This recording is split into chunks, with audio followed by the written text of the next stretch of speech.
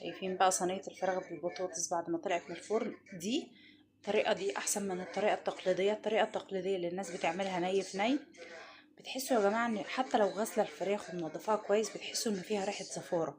لكن الطريقه دي مفيش ذره زفاره في الفراخ ولا ذره زفاره في البطاطس، والبطاطس واخده لون حلو جدا ومستويه.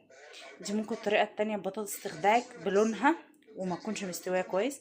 انا بديكي طريقه مضمونه من كل النواحي، ريحتها فظيعه، ما بتاخدش وقت في التسويه على فكره، ما خدتش مني وقت خالص، ممكن ساعه بالكتير.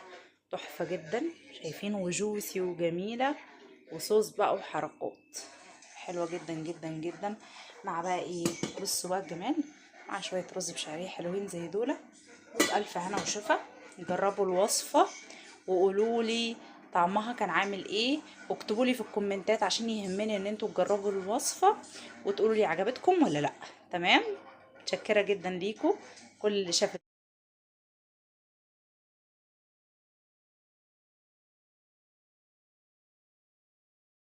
مساء الفل والورد والياسمين. النهارده ان شاء الله هنعمل فراخ بطريقه مختلفه جدا.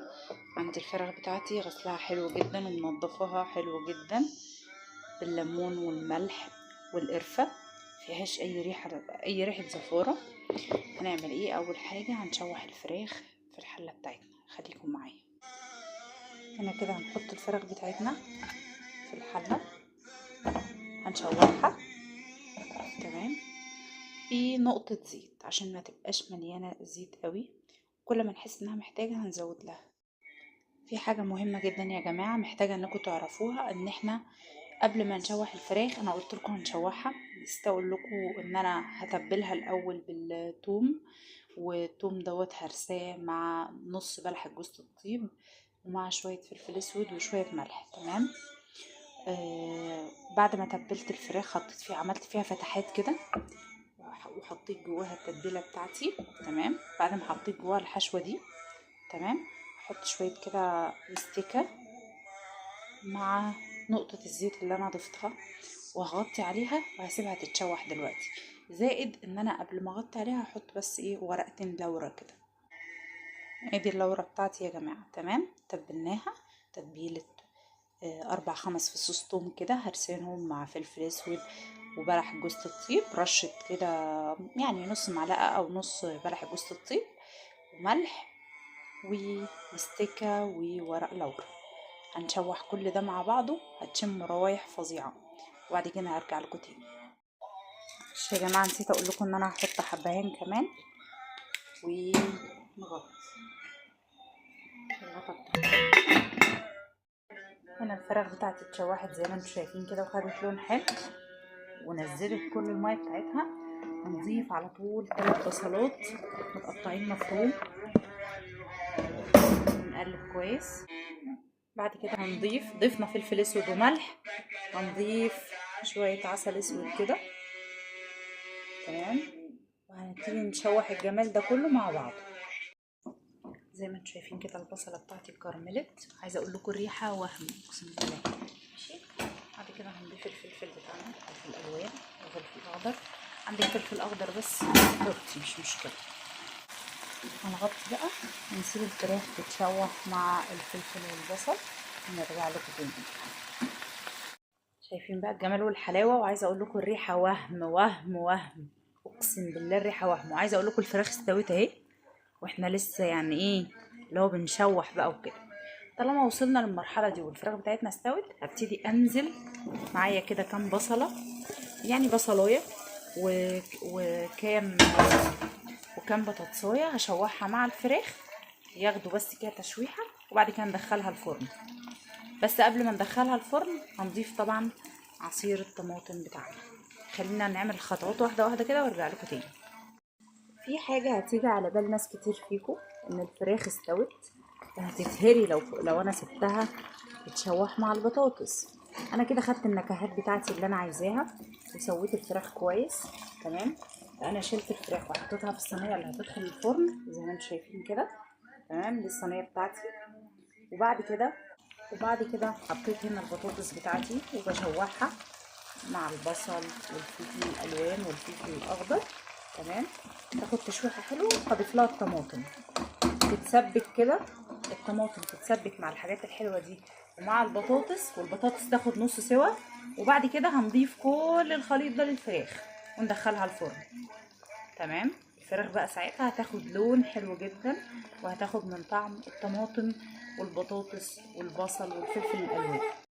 شايفين بقى يا جماعه، هنا انا ضفت عصير الطماطم بتاعي للبطاطس. تمام. هتاخد تسبيكه كده مع نفسها شويه، وبعد ما تاخد تسبيكه كده تتسبك كده مع نفسها، هنضيفها هنا لصينيه الفراخ بتاعتنا اللي كان فيها البصل والبطاطس. تمام. على فكره يا جماعه، معلومه كده على السريع، في فراخ بتستوي بسرعه زي الفراخ البيضه زي اللي انا عاملاها دلوقتي، وفي فراخ تانية خالص ما بتستويش بسرعه، ودوت زي الفراخ العتائي. وفي فراخ تانية بتاخد وقت في السوا، وعلى حسب برضو طريقة تنظيفك للفراخ. يعني انا منضفاها كويس جدا بالليمون والملح، كل دي عوامل مساعدة خلت الأنسجة تطرى وتستوي بسرعة.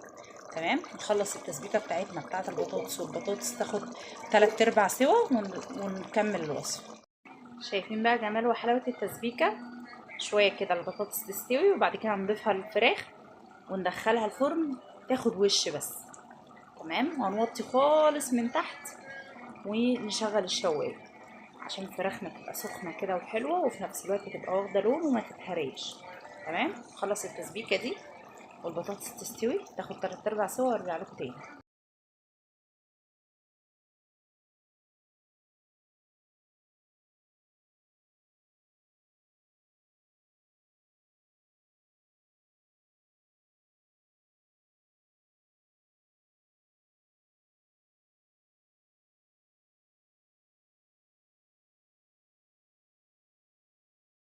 بصوا بقى يا جماعه، اقسم بالله اقسم بالله الريحه فظيعه، اقسم بالله الريحه وهم. شايفين المنظر؟ شايفين الورك؟ شايفين الصدر؟ اقسم بالله هتجربوها مش هتندموا. رائعة رائعة رائعة رائعة، اقسم بالله احلى طريقة فراخ في الفرن بالبطاطس عملتها في حياتي. شايفين بقى صينية الفراخ بالبطاطس بعد ما طلعت من الفرن؟ دي الطريقة دي احسن من الطريقة التقليدية. الطريقة التقليدية اللي الناس بتعملها ني في ني، بتحسوا يا جماعة ان حتى لو غاسلة الفراخ ومنضفاها كويس بتحسوا ان فيها ريحة زفارة. لكن الطريقة دي مفيش ذرة زفارة في الفراخ ولا ذرة زفارة في البطاطس، والبطاطس واخدة لون حلو جدا ومستوية. دي ممكن الطريقة التانية البطاطس تخدعك بلونها وما تكونش مستوية كويس. انا بديكي طريقة مضمونة من كل النواحي، ريحتها فظيعة، ما بتاخدش وقت في التسوية على فكرة، ما خدتش مني وقت خالص، ممكن ساعة بالكتير. تحفة جدا. شايفين؟ وجوسي وجميلة، وصوص بقى وحركات حلوة جدا جدا جدا. مع بقى ايه؟ بصوا بقى الجمال، مع شوية رز بشعرية حلوين زي دول. بألف هنا وشفا. جربوا الوصفة وقولوا لي طعمها كان عامل ايه، واكتبوا لي في الكومنتات عشان يهمني ان انتوا تجربوا الوصفة وتقولوا لي عجبتكم ولا لا. تمام. متشكرة جدا ليكم. كل اللي شاف الفيديو للاخر ما تنسوش اللايك والاشتراك في القناة. مع السلامة.